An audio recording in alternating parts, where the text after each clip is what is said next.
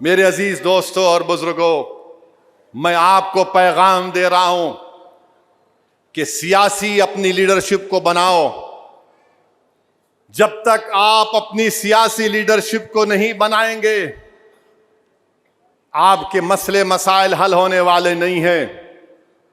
ये बहुत हो चुका।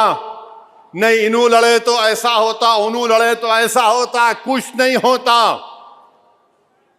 जब तक आप लड़ेंगे नहीं तो आप अपना हक कैसे लेंगे? जब तक आप आवाज नहीं उठाएंगे तो कौन तुम्हारी आवाज को सुनेगा? जब तक तुम कदम नहीं बढ़ाओगे कौन तुम्हारे सामने से हटेगा? जब तक तुम अपनी तकलीफ को संविधान और आईन के दायरे में रहकर नहीं बोलोगे तो कौन तुम्हारे मसाइल को हल करेगा? मुल्क को आजाद होकर कितने बरस हो चुके हैं, बताओ। हमारे मसले वैसे ही वही हैं। वही आसाम में कम से कम 3-3,500 घरों को तोड़ दिया गया। उत्तर प्रदेश में कोई ना कोई कुछ ना कुछ होते रहता है। महाराष्ट्र मुंब्रा में बुलडोजर लगा दिए। मध्य प्रदेश में भी आ रहा था मैं, एक 7 साल के बच्चे को 2 टीचरों ने इतना मारा कि उसके हाथ को तोड़ दिया, पैर को तोड़ दिया। याद रखो, यह सिर्फ आहें भरने से नहीं होता।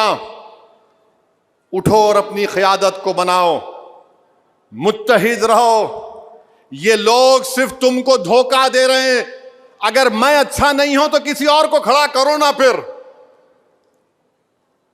वो भी नहीं करना चाहते तुम, तो फिर तुम्हारे पास रास्ता क्या है बताओ? फिर याद रखो, हम अपने बुजुर्गों से कह रहे हैं, यह सन 47 नहीं है। याद रखो मेरी बात को आप।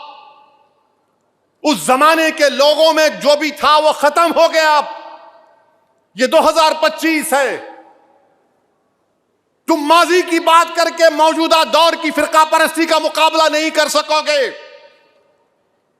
ताकत को हासिल करो, जमहूरियत में हिस्सा लो, वोट डालो, कामयाब बनो, एमएलए बनो, कॉर्पोरेटर बनो, एमपी बनो, सरपंच बनो, जेडपी के चेयरमैन बनो। अगर तुम यही सोचते रहोगे नहीं कैसा होगा कैसा होगा, अरे मेरे भाई, जब तुम उठकर खड़े होकर लड़ना सीखोगे तो रास मंजिल तुम्हारे कदमों में आकर सजदा करेगी। तुम लड़ना नहीं चाहते, अभी जंग शुरू नहीं होती, अंजाम क्या होगा? अंजाम क्या होगा? वो देखो, वो गाजा के मगरबी किनारे के उन मुजाहिदीन को 75 साल से लड़ रहे हैं। 5-5 नस्लें कुर्बान कर दिए, मगर लाखों सलाम उन जियालों पर।